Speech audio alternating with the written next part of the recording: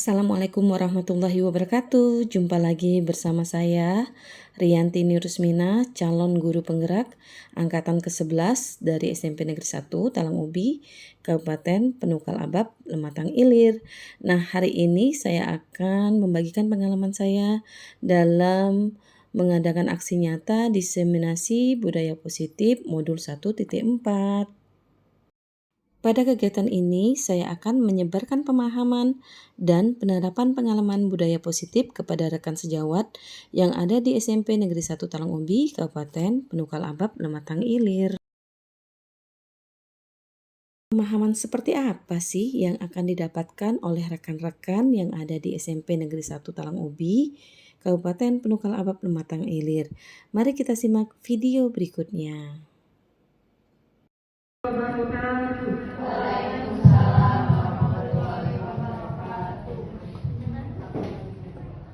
Yang terhormat Bapak Kepala SMP Negeri 1 Talang Ubi, Bapak Samsudin Sarjana Pendidikan, yang terhormat Bapak Ibu Wakil Kepala Sekolah, dan yang kami hormati Bapak Ibu Dewan Guru beserta staf tata usaha.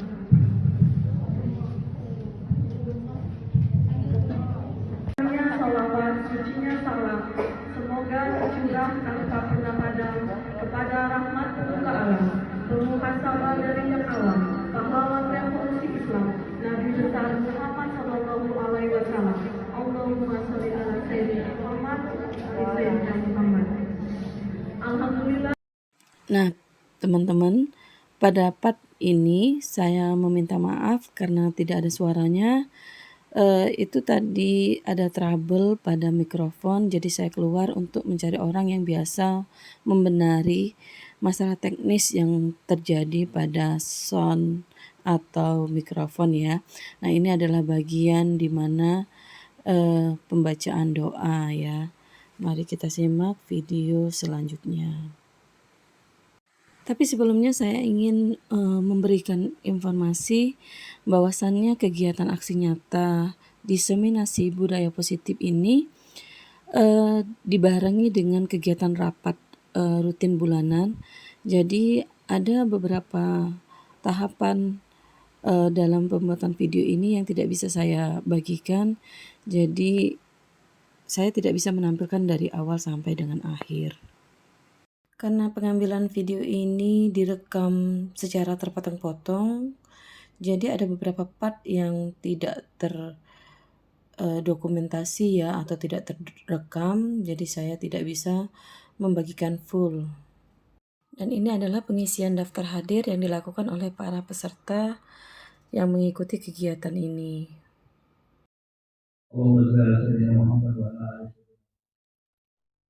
Yang dihormati Ibu Pak Guru, yang kami hormati Bapak Ibu Guru, staf SMP Negeri 1. Kita syukur mari kita teruskan pada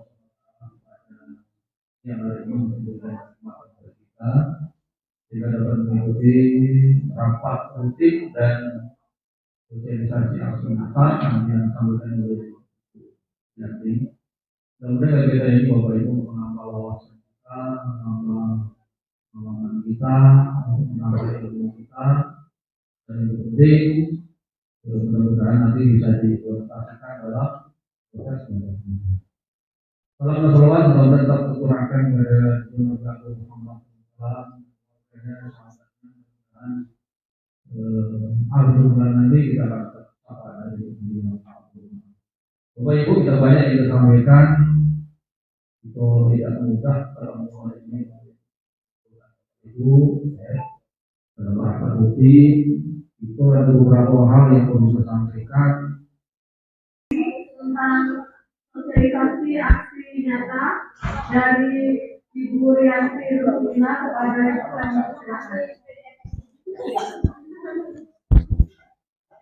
Ibu yang silakan.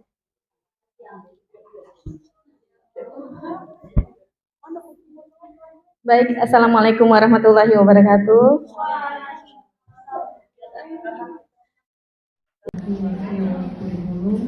Dan yang saya hormati Bapak dan Ibu Guru yang menyempatkan hadir pada kegiatan hari ini. Sebelumnya saya banyak Pak sudah mau mendukung dan memfasilitasi kegiatan saya hari ini, dan saya mengucapkan terima kasih juga kepada Bapak dan Ibu guru semuanya yang telah mau mendukung saya untuk mengikuti program pendidikan guru penggerak. Nah, pada hari ini saya akan menyampaikan aksi nyata budaya positif. Implementasi diseminasi budaya positif, kita akan melakukan ice breaking dulu Bapak Ibu. Silakan Mbak Jatuh. Jadi silakan menghadap pasangannya. Kita ke ini tadi.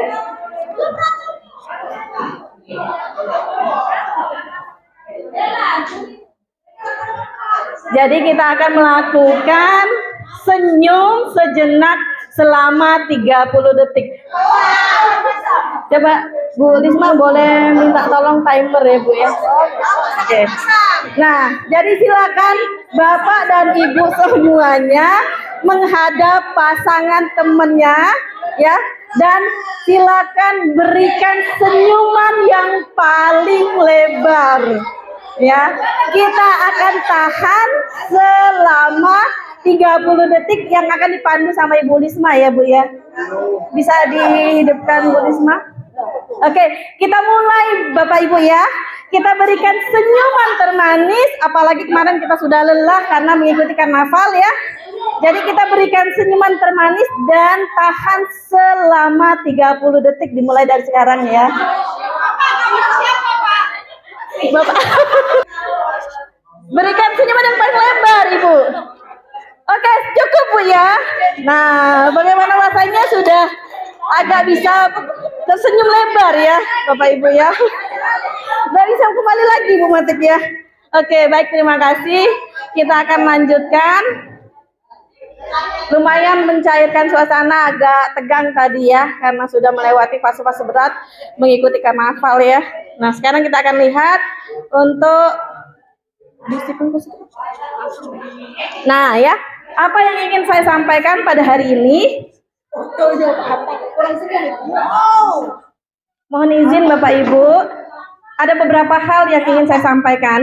Yang pertama adalah perubahan paradigma belajar, disiplin positif dan nilai-nilai kebajikan, kemudian motivasi perilaku manusia, kemudian ada keyakinan kelas, lalu kebutuhan dasar manusia, posisi kontrol guru, dan segitiga restitusi.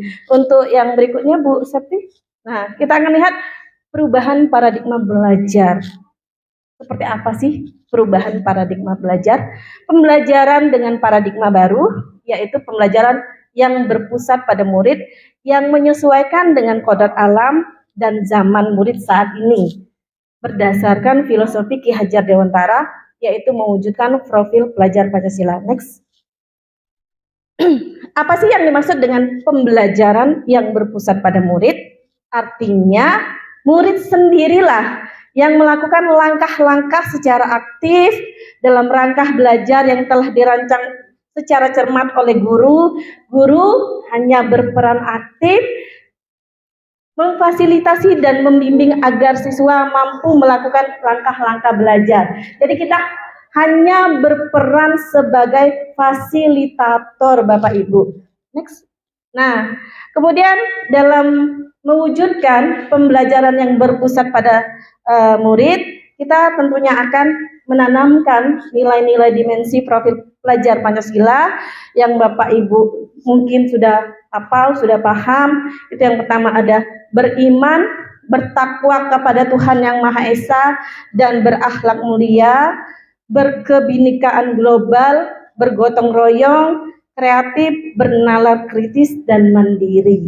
Ini yang akan kita tanamkan pada murid-murid kita. Kemudian disiplin positif dan nilai-nilai kebajikan. Mungkin saya ingin menanyakan, ada Bapak dan Ibu guru yang memberikan pendapat, apa sih yang dimaksud dengan disiplin positif? Oke, baik, tidak apa-apa. Disiplin positif, disiplin yang maksud itu adalah disiplin diri Bapak Ibu ya. Jadi disiplin diri dengan memiliki motivasi internal, yang berarti murid itu belajar mengontrol diri, mengontrol diri dengan menggali potensi diri agar mencapai tujuan yang diharapkan sesuai dengan nilai-nilai kebajikan atau nilai-nilai murid itu sendiri. Nah, kalau seandainya murid tidak memiliki motivasi internal, kitalah sebagai guru yang akan memotivasi murid tersebut. Jadi peran kita adalah memotivasi murid secara eksternal. Nah, kemudian kita lihat apa yang dimaksud dengan nilai kebajikan. Salah satu contoh yang saya ambil itu adalah dari 9 pelajar karakter, ya. Nilai-nilai yang kita harapkan itu kan ada salah satu contoh cinta kepada Tuhan dan segenap ciptaannya. Kemudian ada kemandirian, ada tanggung jawab, kejujuran, dan lain sebagainya. Ini semua sudah tercover pada profil pelajar Pancasila. Ya, jadi semua nilai-nilai yang kita harapkan itu sudah komplit di dalam profil pelajar Pancasila. Next, Ibu. Nah, motivasi perilaku manusia. Tahan dulu, Pak. Jadi, motivasi perilaku manusia. Saya ingin mendengar pendapat dari Bapak dan Ibu. Apa sih yang sebenarnya Bapak Ibu ketahui? Apa sih itu motivasi? Ada yang ingin memberikan komentarnya, Bapak Ibu? Bu Iin, boleh? Atau Bu Feb? Apa Bu Indah? Izin? Silakan Bu. Ibu-ibu yang lain tidak ingin memberikan pendapatnya tentang motivasi? Oke, kita next ya. Bawaan hari Jumat ya, pengen cepat pulang mungkin ya. Lihat ini motivasi perilaku manusia itu terbagi menjadi dua, seperti yang sudah saya katakan tadi di awal. Ada yang dari dirinya sendiri, itu yang disebut dengan motivasi internal, dan ada yang dari luar atau yang disebut dengan motivasi eksternal. Jadi motivasi murid, misal nih, kita tuh tidak mengetahui murid itu termotivasi ke sekolah karena apa? Apakah karena takut sama orang tuanya? Nah, berarti dia termasuk yang menghindari ketidaknyamanan, bukan dari dalam hatinya ingin menuntut ilmu. Nah, ya. Kemudian ada lagi mungkin karena imbalan. Nah, kalau kamu ngerjakan PR ini, nanti kalau kamu benar semua, saya kasih reward. Ya, bukan karena pengen bisa menguasai materi, tapi karena berdasarkan sesuatu. Nah, yang itu yang tidak kita inginkan. Kita menginginkan anak memotivasi dirinya dari dalam, ya. Jadi menjadi orang yang mereka inginkan dan menghargai diri sendiri dengan nilai-nilai yang mereka percaya. Nah, ini tadi ada sangkutan dengan yang disampaikan Pak Edi, mungkin ya, tentang kesepakatan kelas. Ini ada keyakinan kelas. Apa sih keyakinan kelas? Keyakinan kelas adalah nilai-nilai kebajikan yang diharapkan dapat ditumbuhkan secara konsisten dalam diri murid melalui proses kesepakatan diskusi antara guru dan murid dalam mengubah peraturan kelas menjadi kalimat positif yang mudah dipahami dan diterapkan murid dalam keseharian. Jadi kita mengubah Bapak Ibu dari peraturan menjadi keyakinan kelas. Karena apa? Karena peraturan itu bersifat memaksa. Kalau merasa terpaksa tidak dihukum, baru mereka akan melakukan. Tapi kalau keyakinan kelas, dia akan timbul dari dalam diri mereka sendiri. Lalu bagaimana caranya untuk membuat keyakinan kelas? Ya, mudah-mudahan seperti permintaan tadi dari kepala sekolah tentang kesepakatan kelas atau keyakinan kelas, itu kita akan buat bersama-sama. Bapak dan Ibu boleh ATM dari yang sudah saya buatkan di kelas 7-9. Ini langkah-langkah yang pertama, Bapak dan Ibu di dalam kelas, ini terutama wali kelas. Pertama-tama kita itu menampilkan peraturan apa sih yang ada di kelas atau peraturan apa yang ada di sekolah. Setelah kita menampilkan semua peraturan yang ada di dalam sekolah atau di dalam kelas, lalu kita mengubah yang tadi misalnya tidak boleh datang terlambat. Kata tidak boleh atau jangan itu kita ubah menjadi kalimat positif. Seperti yang tidak boleh datang terlambat diubah menjadi datang lebih awal, ya. Nah, kemudian berdiskusi mengenai peranan murid dan wali kelas. Tentunya kita mempunyai peranan masing-masing ya. Lalu mencari peraturan menjadi nilai keyakinan. Kita akan angkat contoh tadi ya, contoh tentang datang lebih awal. Yang tadinya tidak boleh datang terlambat, kita ubah menjadi datang lebih awal. Itu nilai kebajikannya tentang apa Bapak Ibu? Ada yang ingin menyampaikan pendapatnya? Kira-kira tentang apa? Kalau misalnya dia datang lebih awal, ada lagi contoh yang lain misalnya peraturan-peraturan yang lain. Ada lagi yang sekarang ini kan paling marak itu tidak boleh melakukan pembulian ya. Banyak sekali kasus tentang pembulian. Kita ubah menjadi mungkin lebih enak didengar ya, saling menghargai teman atau saling menyayangi satu sama lain. Nah, kira-kira dari keyakinan kelas itu yang kita buat tadi, kira-kira itu nilai kebajikannya tentang apa, Bapak Ibu? Karena tadi di awal ada kata-kata saling menyayangi berarti tentang, ya tadi ada juga menghormati berarti saling menghormati. Sepakati bersama murid-murid kita, lalu kita bacakan ulang, kita tinjau kembali apakah ini sudah sesuai dengan diri mereka, keinginan mereka. Jadi kita membuat keyakinan kelas itu dengan tidak membuat mereka secara terpaksa, memang dari keinginan mereka itu sendiri. Nah, ini ada contoh, silakan. Nah, ini ada keyakinan kelas, boleh Bu dibesarkan. Di escape dulu.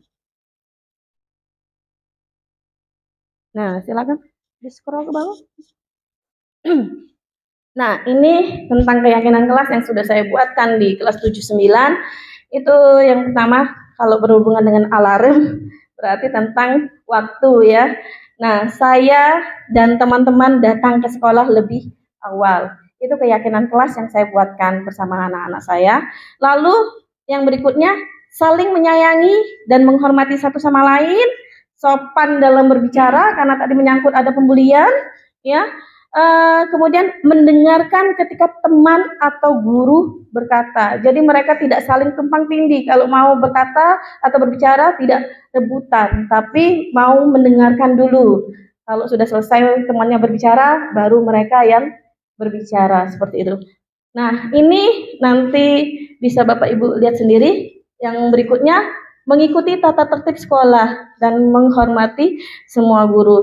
Lalu menjaga kebersihan dan kerapian kelas serta bersama-sama menjaga fasilitas sekolah. Lanjut, itu bersikap jujur dan bertanggung jawab, tidak menyontek saat mengerjakan ujian atau tugas, serta berpartisipasi aktif dalam kerja kelompok. Karena kadang-kadang kalau kerja kelompok itu banyaklah numpang nama. Nah, jadi kita tanamkan kepada mereka mau berpartisipasi aktif. Lalu tentang handphone. Membawa handphone ketika diizinkan dan menggunakannya saat mengikuti pembelajaran digital. Jadi tidak, mudah-mudahan tidak ada lagi kasus anak membawa HP tanpa seizin guru, ya. Karena mereka sudah mengetahui, bisa mengontrol diri mereka, alasan kenapa mereka membawa handphone. Nah, kemudian meminta izin saat akan berbicara maupun keluar kelas, ya. Itu keyakinan kelas yang saya buat. Nanti boleh izin ya Pak, boleh saya share untuk di ATM oleh para wali kelas sesuai dengan yang diminta oleh Bapak pengawas tadi. Boleh di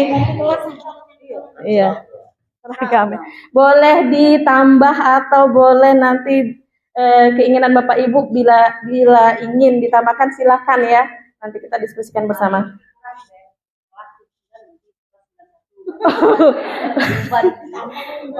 Begitu ya Bu ya. Jadi dikurangi yang 79 jadi kelas Ibu ya. Oke.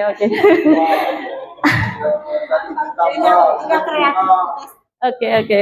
Baik, Bapak Ibu dari tadi saya lihat tegang, capek ya. Karena ini sudah jam 10.49, saya juga kepikiran anak saya siapa yang jemput. Nah, jadi kita tinggalkan dulu apapun yang Bapak Ibu pikirkan, kita akan ice breaking terlebih dahulu ya. Jadi biar tambah semangat. Nah, ini ice breakingnya adalah guru berkata. Ya.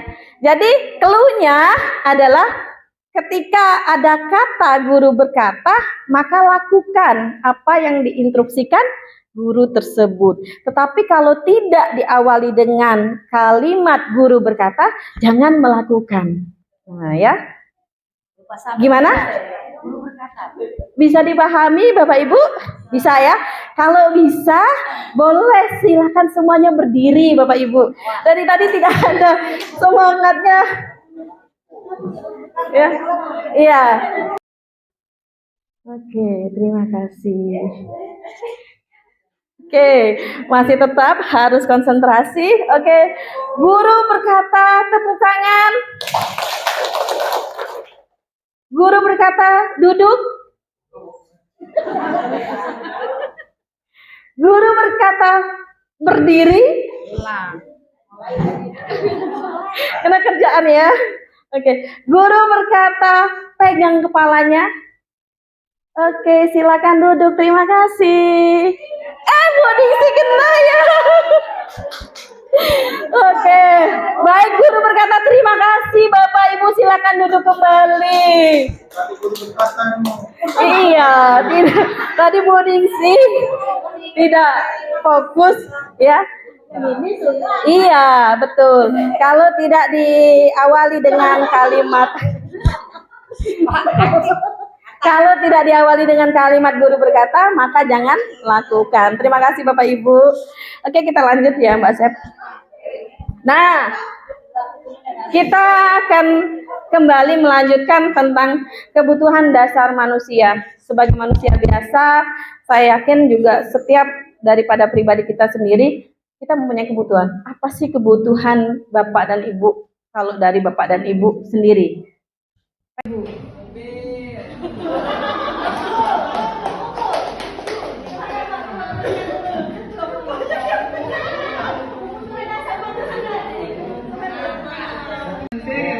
Yang pertama adalah makanan, yang pertama pakaian. Ya.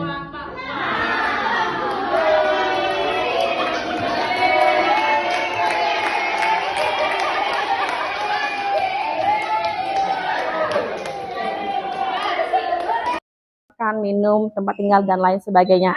Itu yang paling pokok ya. Nah, kita sambil menunggu bisa Mbak. Kita tunggu Bapak Ibu ya. Alhamdulillah hidup saya sudah agak sempat dakdikduk. Tidak selesai nih. Nah, ya alhamdulillah ya. Jadi kebutuhan dasar tersebut sambil menunggu itu sebetulnya ada 5. Yang paling pokok tadi adalah kebutuhan dasar manusia seperti makan, minum, ya, tempat tinggal, pakaian. Nah, itu biasanya paling pokok dipenuhi oleh kita pribadi individu. Nah, kita lanjut. Masih ini ya. Proses ya. Oke. Kebutuhan berikutnya apa kira-kira Bapak Ibu? Nah, ya, kita cek tadi ada kasih sayang dan rasa diterima. Kalau tidak disayangi juga udah enak ya. Iya. Kemudian kebebasan, lanjut kesenangan dan penguasaan. Berarti kalau yang kasih sayang itu rasa diterima, dipedulikan. Kalau kebebasan itu kita memiliki pilihan untuk mencoba hal baru. Lalu kalau yang namanya kesenangan, otomatis kita senang bermain, seperti bermain, humor, tertawa. Lalu penguasaan ini seperti harga diri, memimpin dan prestasi. Nah, Bapak Ibu, seperti halnya kita dewasa, anak-anak murid kita juga mempunyai kebutuhan dasar manusia. Apa sih yang akan terjadi kalau seandainya ya kebutuhan-kebutuhan tersebut tidak dipenuhi oleh para murid? Coba Bapak Ibu, adakah yang ingin memberikan pendapatnya? Apa sih yang akan terjadi kalau seandainya kebutuhan itu tidak dipenuhi oleh para murid kita. Kan kita tuh kadang menyimak, oh ini murid kita tuh nakal dan sebagainya. Kita tidak tahu alasannya tuh karena apa, ya. Coba, ada yang mau memberikan? Mem Ica atau gimana? Bu Supri, boleh Bu? Iya. Saya akan mencoba menjawab. Mungkin kalau kebutuhannya tadi ya, Bu Yanti ya. Iya, kelima-lima tadi boleh Bu. Salah satunya aja. Terpenuhi oleh murid mungkin ya, ini mungkin sesuai kita itu akan apa ya, akan menyendiri, dia bisa atau dia marah ya, kemudian tidak menghormati dengan kawan, mungkin juga yang sering terjadi itu bullying ya. Itu saja. Oke, baik. Yang tidak terpenuhi dapat menimbulkan gangguan belajar. Seperti yang sudah disebutkan Ibu Supri tadi, salah satunya ini ada juga tidak berkonsentrasi, kurang percaya diri dan lain-lain yang sudah dituangkan sama Ibu Supri ya. Kemudian siswa kita ini atau murid-murid kita ini kan tidak pandai menyampaikan. Nah, karena mereka tidak bisa menyampaikan itulah maka kita tidak bisa mengetahui apa penyebab daripada kebutuhan para murid tersebut. Nah, next Mbak. Nah, Bapak Ibu saya akan mengajak untuk studi kasus. Kita lihat di sini, Ibu Ambar, guru wali kelas 2A di SD Pelita Hati, sedang bingung menghadapi ulah salah satu murid di kelasnya. Doni, beberapa kali anak di kelas 2A telah datang padanya dan mengeluhkan Doni seringkali meminta bekal makan siang. Makan siang teman-temannya ya, dengan paksa. Berarti dia mengambil makan siang anak itu dengan paksa. Jika Anda sebagai Ibu Ambar, ya, apa yang Anda lakukan? Menurut Anda, kira-kira alasan apa sih yang mendasari Doni melakukan hal tersebut? Mungkin boleh Bapak Ibu, saya kasih waktu untuk berdiskusi bersama temannya, lalu memberikan pendapat. Ya boleh Bapak Ibu, boleh langsung menunjuk tangan, silakan. Pak Hatta silakan.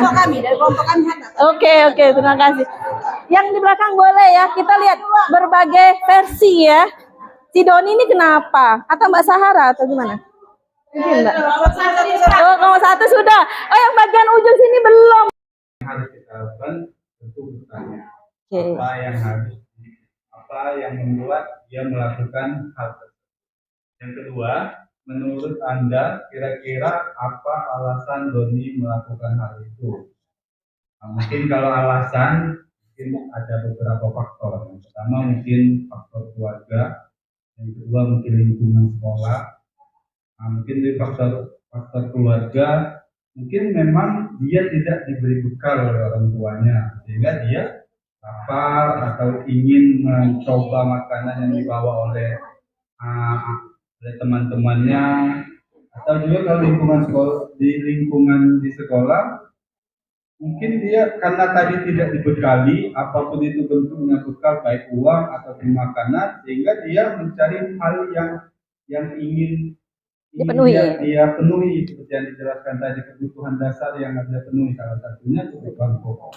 Oke, tepulakan dulu buat Pak Hatta ya. Jadi tadi perwakilan nomor 1 ya, walaupun kita belum pernah membuat kelompok ya. Oke, baik, terima kasih. Tadi Pak Hatta sudah memberikan jawaban kalau yang dilakukan sama Pak Hatta, kalau seandainya Pak Hatta adalah Ibu Ambar. Jadi yang sudah disampaikan oleh Pak Hatta tadi adalah bertanya ya. Bertanya, kita panggil mungkin Doninya. Setelah kita tahu jawaban Doni kan beragam, karena Doninya tidak ada di sini, kita tidak tahu, kita masih main tebak-tebakan ya. Versi Pak Hatta tadi, apa ya ini? Oke, versi Pak Hatta tadi adalah kalau pas ditanya ternyata kalau dia merasa oh dia tidak dibekalin, ya. Artinya kebutuhan dasar yang pertama si Doni itu tidak terpenuhi. Itu bisa jadi ya, betul yang disampaikan oleh Pak Hatta. Tapi kalau seandainya dia mengatakan bukan itu, misal. Tapi yang disampaikan oleh Pak Hatta tadi itu benar ya, karena salah satu penyebabnya juga bisa jadi karena tidak terpenuhi kebutuhan dasarnya. Dia tidak dibekali, karena lapar otomatis dia mengambil paksa punya temannya. Kita lanjut yang berikutnya. Tidak bisa terang ya, Mbak? Oke. Oke, lanjut yang tadi, Mbak. Ini ya. Nah, yang ini sudah bertahan hidup, ini yang sudah dijelaskan sama Pak Hatta. Oke, nah ini tentang kasih sayang dan rasa diterima ya. Nah, kalau dia merasa dia tidak diterima dalam keluarganya, dia mencari-cari perhatian dari temannya. Kalau dia misalnya ngambil paksa kan otomatis dapat perhatian ya. Dengan memaksa mengambil barang temannya marah, otomatis dia merasa diperhatikan ya. Lanjut kalau misalnya seandainya yang berikutnya. Nah, ini kekuasaan. Ada contoh kasus tadi yang disampaikan sama Ibu Indah tadi di kantor. Tadi ada salah satu yang dia merasa senior. Nih, aku nih sudah kelas 9. Nah, itu penguasaan. Berarti kebutuhan tentang penguasaannya tidak terpenuhi dan menyalurkan kebutuhan tersebut itu dengan cara yang salah, memenuhi kebutuhan tersebut dengan cara yang salah, dengan cara mengganggu temannya, mengambil paksa makanan temannya, ya. Lanjut misalnya yang berikutnya, ini kebebasan. Dia pengen mencoba hal yang baru, ya. Dia pengen bebas. Dia selama ini merasa biasa-biasa baik anteng, ya. Begitu ada temannya, apalagi mungkin siswa baru, coba ya kita usilin. Nah, mungkin seperti itu Bapak Ibu ya. Jadi kebutuhan kebebasannya tidak terpenuhi. Nah, ini kesenangan. Nah, ini mungkin kesenangan mereka itu kan berbeda-beda. Dia merasa senang kalau temannya tadi merasa terganggu. Jadi karena kebutuhan kesenangannya tidak terpenuhi, dipenuhi dengan cara yang salah. Dan inilah tugas kita sebagai guru, mencari tahu apa sih penyebab daripada gangguan belajar murid-murid kita. Next Mbak Septi. Nah, kita masuk ke dalam posisi kontrol guru. Ya, ada 5 posisi kontrol guru. Ada 5. Yang pertama itu penghukum, ya, pembuat rasa bersalah, teman, pemantau, dan manajer. Yang kita harapkan itu adalah posisi sebagai manajer, ya. Ya. Lanjut, Mbak. Nah, posisi manajer ini seperti apa sih, Bapak Ibu? Jadi yang sudah dilakukan sama beliau tadi, sama Pak Hatta tadi, menganggap dirinya sebagai Ibu Ambar, dia sudah melakukan hal yang sudah benar, panggil, ya. Panggil anaknya, lakukan dialog berdua, tanya kenapa, ya. Nah, ini yang dilakukan oleh Pak Hatta. Tidak langsung menjudge. Doni, sini. Nah, seperti itu ya.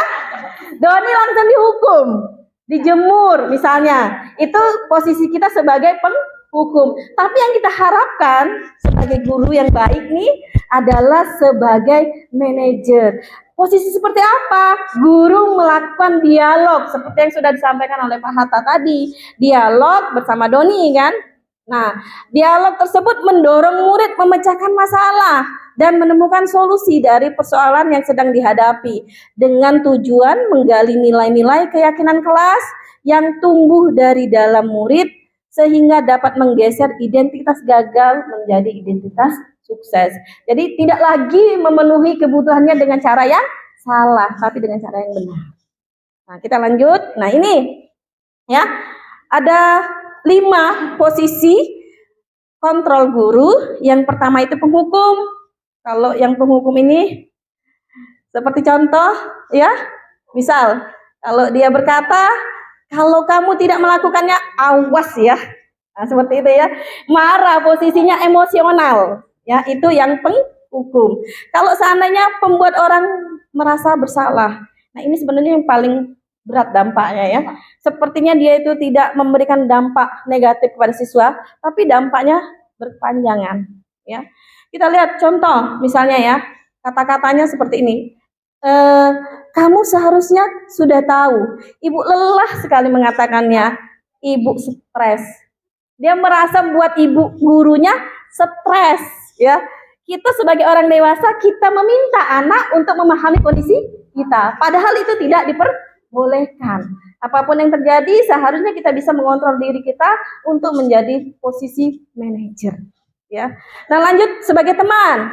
Nah, ini kita menganggap murid kita sebagai teman. Kita seakan-akan memposisikan diri kita sebaya dengan mereka. Ayolah nak, tolonglah demi ibu. Nah, begitu ya, kurang lebih Bapak Ibu ya.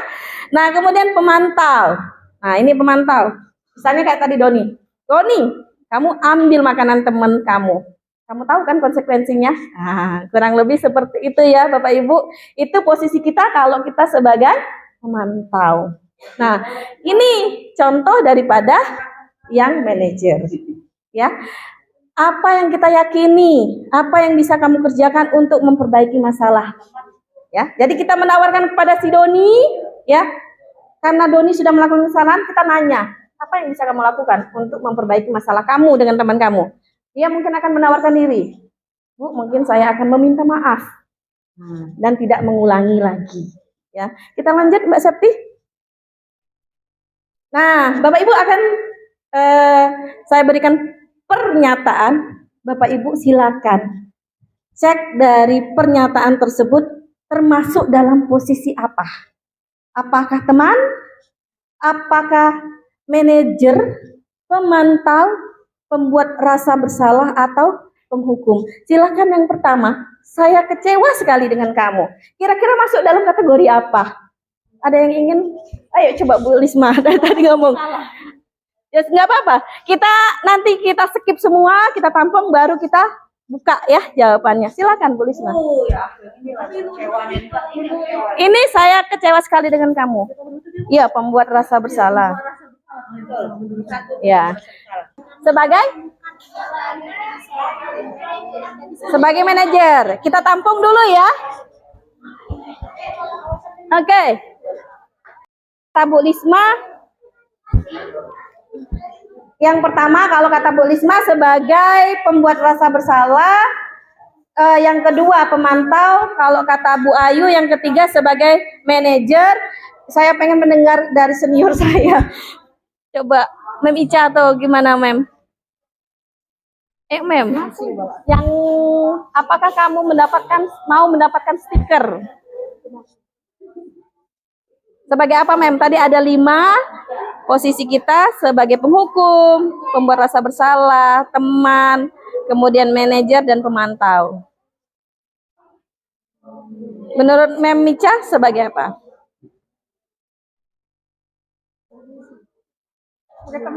Sebagai teman. Ya, nggak apa-apa. Kita tampung dulu ya. Yang keempat, kalau kata Mem Ica sebagai teman. Bu, boleh Bu. Nomor 5. Bagaimana kamu bisa menyelesaikan masalah ini? Sebagai apa dia? Pemantau ya. Oke. Bu Meli ya, boleh Bu ya? Kamu selalu yang paling terakhir. Kira-kira posisi tersebut sebagai apa, Bu? Sebagai penghukum. Oke, baik Bapak Ibu, jawabannya sudah kita dapat. Sebagai pembuat orang merasa bersalah. Lalu sebagai penghukum, sebagai teman, pemantau, manajer, dan sebagai penghukum. Ya, oke. Lanjut. Nah, kita di pokok pembahasan terakhir. Ya, sabar Bapak Ibu ya. Ini pembahasan segitiga restitusi. Kita lihat apa sih yang dimaksud dengan segitiga restitusi? Ya. Segitiga restitusi adalah serangkaian kegiatan guru yang berperan sebagai manajer, ya. Jadi kita memposisikan diri kita sebagai manajer, lalu kita melakukan segitiga restitusi. Nah, segitiga restitusi itu di dalamnya ada dialog dengan murid yang tujuannya adalah mendorong murid ya untuk memecahkan masalah dan menemukan solusi dari persoalan yang mereka hadapi.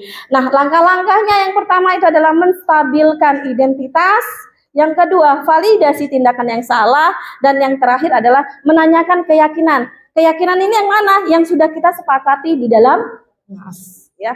Kita lanjut.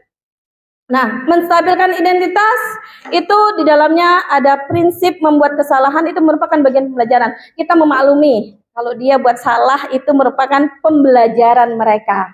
Ya, kemudian menggeser dari identitas gagal menjadi identitas sukses. Nah, lanjut validasi tindakan yang salah, kita berupaya memenuhi suatu kebutuhan tertentu. Ya, kita maklumi, oh mereka tadi tuh pengen memenuhi kebutuhannya, walaupun caranya salah, ya. Jadi seandainya contoh, kalau yang tadi dikatakan sama Pak Hatta, dia tidak dibekali, kita ngomong, oh iya wajar, nah ibu juga kalau tidak dibekali lapar, pengen juga minta punya teman, ya. Itu validasi tindakan yang salah. Kita memvalidasi dulu lah kebutuhan anak. Nah, lanjut yang berikutnya menanyakan keyakinan. Saat sudah proses 1 dan 2 sudah kita lakukan dengan benar, maka kita siap mengaitkan kesalahan mereka dengan keyakinan kelas yang sudah kita buat bersama. Nah, ini ada tayangan. Oh, tidak bisa ditampilkan, Mbak?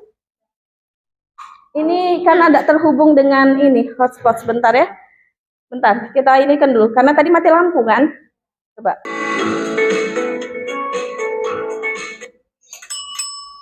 Assalamualaikum warahmatullahi wabarakatuh. Kembali lagi dengan saya Rianti Nurusmina, calon guru penggerak angkatan ke-11 dari SMP Negeri 1 Talangbudi, Kabupaten Pati. Nah, teman-teman, pada demonstrasi kontekstual modul 1.4 tentang budaya positif, kita akan melakukan penerapan segitiga restitusi. Segitiga restitusi adalah suatu rangkaian dialog antara guru dan murid dalam memecahkan suatu masalah yang sedang dihadapi oleh murid, sehingga diharapkan dapat menggali nilai kebajikan yang timbul dari dalam murid tersebut. Nah, dialog yang seperti apa sih yang dimaksudkan oleh segitiga restitusi?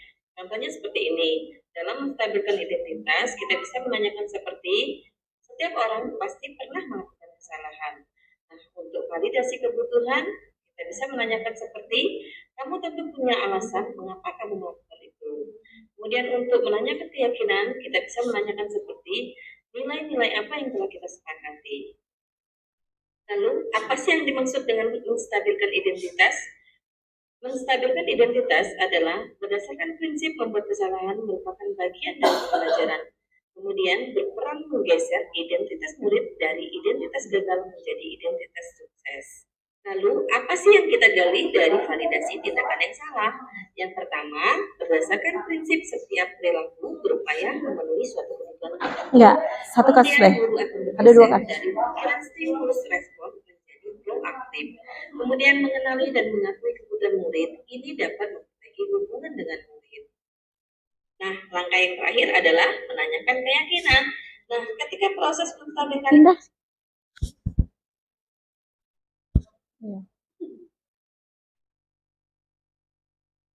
Iya ya, sinyalnya susah ya. Pengen cepet selesai ya.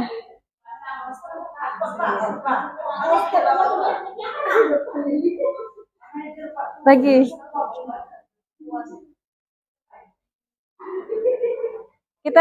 Kita simak satu kasus saja Bapak Ibu ya. Tapi kalau memang tidak memungkinkan, kita contohkan baik langsung ya. Ya, oke. Kalau sudah bermasalah dengan teknis, kita tidak kata tandingan ya, tidak kata lawan.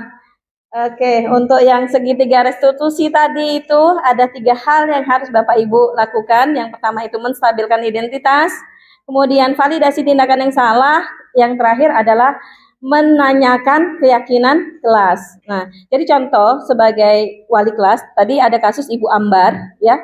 Ibu Ambar itu mendapati kasus si Doni merampas secara paksa. Misalnya nih saya Ibu Ambar, maaf Bu ya. Misalnya sebagai Doni, kita lakukan dialog bersama, ya. Saya menanyakan untuk menstabilkan identitas. Yang pertama itu kan tadi misal saya nanya, kenapa si Doni melakukan itu? Nah, terus nanti dia nanya, ya, si Doni bilang karena saya tidak dibekali, ya. Nah, kalau tidak dibekali, terus kita ngomong kan berikutnya tadi, laju ngeblank. Iya, untuk yang kita nanya tadi, oke, karena dia tadi tidak dibekali, kita ngomong ya, kita lanjut ke validasi tindakan yang salah. Ibu juga kalau jadi kali ya, jadi si Doni lapar, otomatis ibu juga pengen makan punya teman ya. Jadi kita tidak cenderung langsung menyalahkan, tapi kita memvalidasi tindakan yang salah. Nah, kemudian setelah dia mengakui ya, setelah kita memberikan pernyataan tersebut, kemudian kita menanyakan kepada si Doni ya. Si Doni kita ngomong nih ya, bagaimana usaha kamu untuk memperbaiki masalah tersebut ya. Kemudian si Doni juga pasti akan menawarkan diri untuk menjadi orang yang untuk meminta maaf kepada temannya. Lalu kita nanya, keyakinan kelas seperti apa sih yang sudah kita tanamkan di dalam kelas? Tadi saya buat di keyakinan kelas, salah satunya adalah saling menghargai. Nah, kita minta si Doni untuk memunculkan, ya Bu, mungkin berikutnya saya akan menjadi orang yang mau menghargai teman saya. Saya tidak lagi akan melakukan hal tersebut. Jadi kurang lebih seperti itu Bapak Ibu ya, dalam melaksanakan segitiga restitusi. Nanti kalau masih kurang jelas, boleh saya share bagi yang membutuhkan. Oke, karena ini sudah di penghujung, saya persilakan. Saya juga yakin Bapak Ibu juga sudah lelah. Kalau boleh satu aja pertanyaan yang pengen disampaikan atau gimana? Atau memberikan apa sih yang Bapak Ibu dapatkan dari hari ini? Silakan Bapak Ibu. Terima kasih. Assalamualaikum warahmatullahi wabarakatuh. Terima kasih. Materi hari ini sangat bermanfaat sekali bagi kami dan guru. Memang secara keseluruhan apa yang sudah disampaikan itu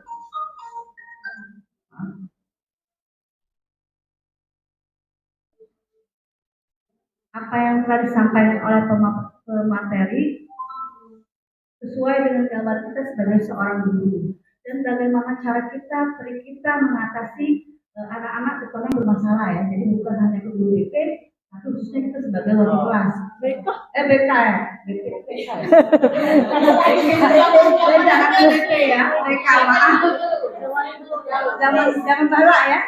Tapi juga sebagai pribadi kita sebagai wali kelas dan guru. Mudah-mudahan ini depannya lebih bermanfaat lagi bagi kita. Terima kasih kami sebagai guru, sebagai peserta mengucapkan terima kasih pada tukang pemakaran materinya hari ini. Masukannya sangat bermanfaat sekali. Mudah-mudahan bagi guru yang lain juga satu part ya.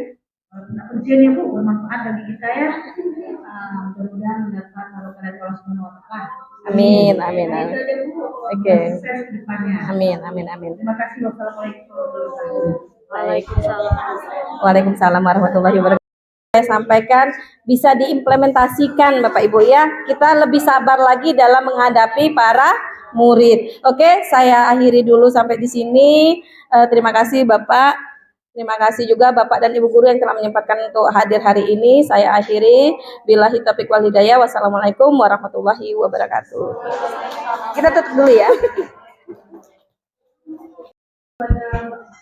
Bapak Ibu yang telah berpartisipasi dalam kegiatan hari ini dan juga apresiasi yang luar biasa untuk materi kita Ibu Yanti. Terima kasih atas ilmu yang diberikan dan saya mengiyakan selaku pembawa acara mohon maaf apabila ada kata yang tidak berkenan dan kepada Allah saya mohon ampun.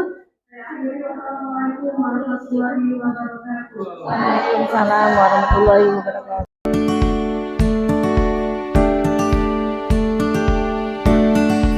Nah, teman-teman, sebelum melakukan diseminasi budaya positif, saya telah melakukan penerapan pemahaman pada murid dengan melakukan pembentukan keyakinan kelas. Bagaimana sih prosesnya? Mari kita simak video berikutnya. Pada tahapan awal, saya mengajak para murid untuk melakukan diskusi bersama mengenai peraturan kelas yang sudah ada. Lalu, pada tahapan berikutnya, saya mengajak para murid untuk mengubah peraturan tersebut menjadi kalimat yang positif. Lalu berikutnya saya mengajak diskusi bersama para murid mengenai peranan mereka sebagai murid dan peranan saya sebagai wali kelas. Kemudian saya dan para murid mencarikan peraturan menjadi nilai kebajikan atau keyakinan kelas. Lalu kami bersama-sama melakukan diskusi mengenai gambaran sikap yang mencerminkan keyakinan kelas. Lalu kami meninjau kembali keyakinan kelas yang telah kami sepakati.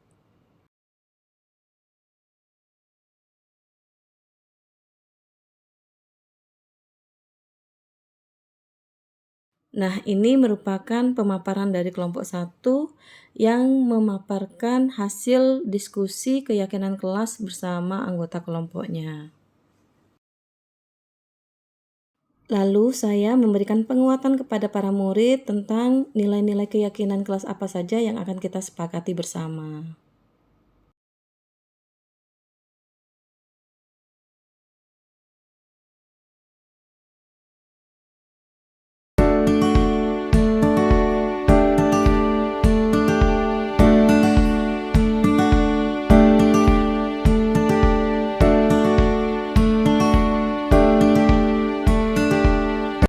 Nah, berikutnya mari kita simak respon dari salah satu para murid. Assalamualaikum warahmatullahi wabarakatuh. Perkenalkan, nama saya Reva Mastias. Saya kelas 79 dari SMP Negeri 1 Talangubi. Kemarin saya membuat keyakinan kelas. Saya sangat suka sekali membuat keyakinan kelas. Saya tidak merasa dibayangi ketakutan karena peraturan sekolah, tetapi menjalani keyakinan kelas dengan senang hati. Terima kasih Bu Rianti.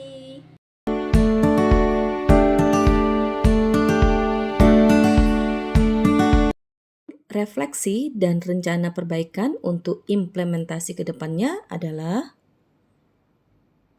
saat saya melakukan diskusi bersama murid dalam membuat keyakinan kelas, kegiatan diskusi ini saya lakukan pada tanggal 20 Agustus tahun 2024. Masing-masing kelompok berpartisipasi aktif dalam menyampaikan pendapatnya dalam membuat keyakinan kelas.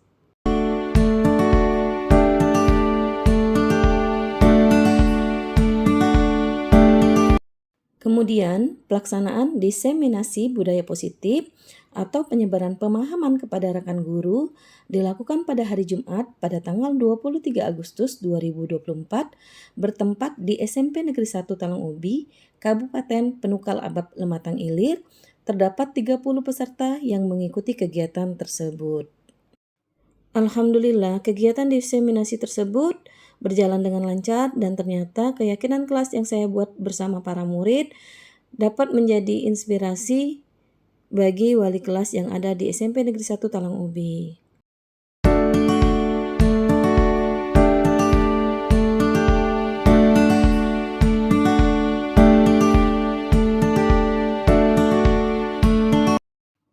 Adapun perasaan saya dan rencana ke depannya adalah setelah melakukan aksi nyata, saya menjadi pribadi yang makin bersemangat dan termotivasi dalam melakukan perubahan-perubahan yang lebih baik lagi, terutama dalam membudayakan nilai-nilai budaya positif di SMP Negeri 1 Talangubi.